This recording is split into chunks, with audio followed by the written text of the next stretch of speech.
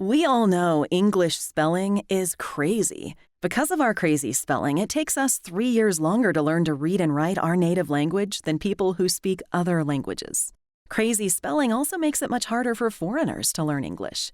Some people believe our spelling wouldn't be so crazy if we simply rearrange the letters in new combinations, but that's ridiculous.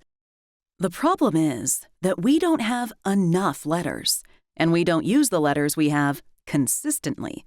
It's the alphabet itself that's the problem. It's much easier to fix the alphabet than to fix our spelling, and I'm going to prove it to you right now. I'm going to teach you a new letter for the sound in chunky chicken chips. Now let's compare it with some other ways to spell the same sound. Which is easiest? The last, of course, and by a long shot. It's just not very hard to learn new letters. While these unfamiliar spellings hurt your eyes, even though they use familiar letters. We have to use spelling rules and other tricks because this alphabet doesn't have the letters we need. It's missing letters for the consonants in shin, chin, thin, this, sing, and vision, and for the vowels in talk, took, and toss. Despite missing all those letters, it has multiple ways to spell the same sound, as in laker, lacquer, liquor, locker, lucre. And the same letters don't consistently stand for the same sounds.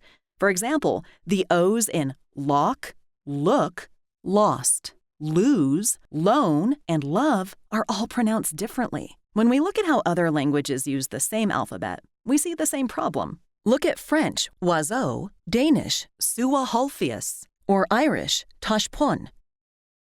This poor Polish guy's name looks like a Wi-Fi password. This alphabet has no way to write word stress, so record looks like record. It has no way to write sentence intonation, so we have to use underlining and emojis. And it's not a system, it's just a big jumble of letters.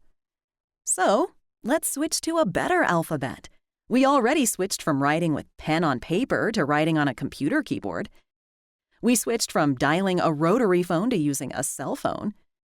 Hey, if the average kid can master those complicated video games, he can learn a new alphabet. The letter you met above is from a new alphabet called Musa. It has all the letters we need for all the languages of the world. But the Musa keyboard needs only 26 keys. The Musa letters always stand for the same sounds in every language, and instead of being just a jumble of letters, it's a system. The shapes of the letters help indicate the sound. For example, here's another letter for the sound in judge, George. It looks like the chunky chicken chips letter, but the top is flat. Similar sounds have similar letters. That makes Musa much easier to learn. Lots of countries have switched alphabets. Many others have switched currencies or switched to the metric system.